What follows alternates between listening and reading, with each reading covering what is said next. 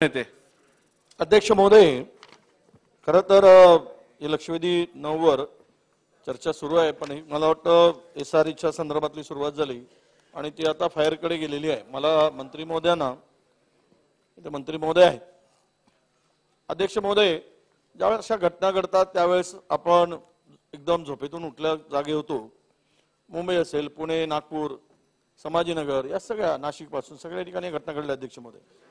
आणि मुंबई पुणे शहरात तर रुपटॉप हॉटेलमध्ये ज्या आगी लागल्या त्यामध्ये अनेक लोकांचा मृत्यू गेला, हे सगळं आहे. अध्यक्ष महोदय, विषय असा आहे की या रुपटॉप हॉटेलमध्ये सर्रास परवानगी ज्या आपण देणार आहे मुंबई महानगरपालिकेवर, आपल्याकडे अलीकडे न्यायालयाने पण फार मोठी नाराजी व्यक्त केलेली आहे. अध्यक्ष महोदय, तक्रारी आल्यानंतर पुण्यात 21 म्हणजे तक्रारी आल्यानंतर पुण्यातल्या 21 रुपटॉप हॉटेलवर आपण बंदी घातली, कारवाई केल्याचं दाखवलं, 6 लाखाचा दंड थोपटला. तुम्हाला सांगतो, इथे या सर्व हॉटेलवर नंतर तोडपाणी करून सर्व हॉटेल पुन्हा सुरू झाले. तोडपाणी करून झाले, खालच्या अधिकारी सगळं करून बंद केली, थातूर मातूर दाखवला आणि 6 लाख रुपयाचा दंडही केला. आता दंड कशासाठी केला? जर चुका नसत्या तर, पण त्या चुकाची दुरुस्ती व्हायला होती की नाही अध्यक्ष महोदय, पण ते केलेच नाही आणि लगेच 8-10 दिवसामध्ये पुन्हा जैसे थे. मी एक उदाहरण देतो अध्यक्ष महोदय. मुंबईतल्या आंतरराष्ट्रीय विमानतळ आहे, त्याच्यापुढे आर्चिड हॉटेल आहे. या टेरेसवर जे बांधकाम केलंय ते रुपटॉपचं हॉटेल सुरू केलं आणि या संदर्भात सहाय्यक आयुक्त के वेस्टवार्ड, अग्निशमन अधिकारी, विरोधी पक्ष एक मिनिट अध्यक्ष महोदय, नाही, विरोधी पक्ष नेते, याच्यात कसं आहे की आपण जो विषय मांडताय तो UDशी निगडीत आहे. SRE ही स्पेशल प्लॅनिंग ऑथॉरिटी आहे, त्यांच्या क्षेत्रापुरती, त्यामुळे आपल्याला न्याय मिळणार नाही उत्तरात. तर आपला जो विषय आहे तो UD कडे आपण पाठवू. हे मी सुरुवातीलाच म्हणालो, पण त्यानंतर आपण अशा घटनांवर चर्चा सुरू झाली.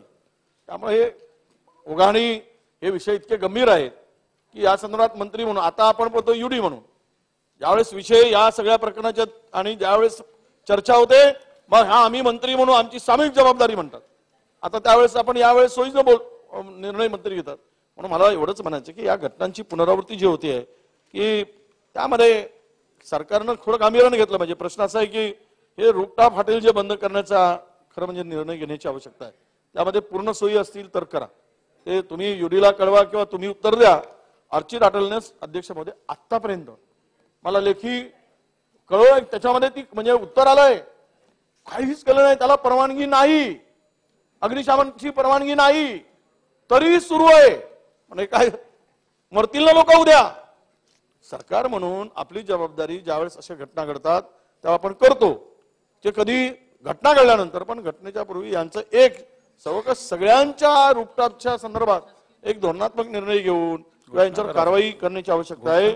म्हणून मला असं वाटतं की आपण या संदर्भातला पुढचा विषय आहे पण तो बोलत नाही, पण हे सगळे बेकायदा सुरू असलेले हॉटेल बंद करण्याचे आपण आदेश करणार का? बेकायदा सुरू असलेले, याचं उत्तर मंत्री महोदयांनी द्यायला पाहिजे.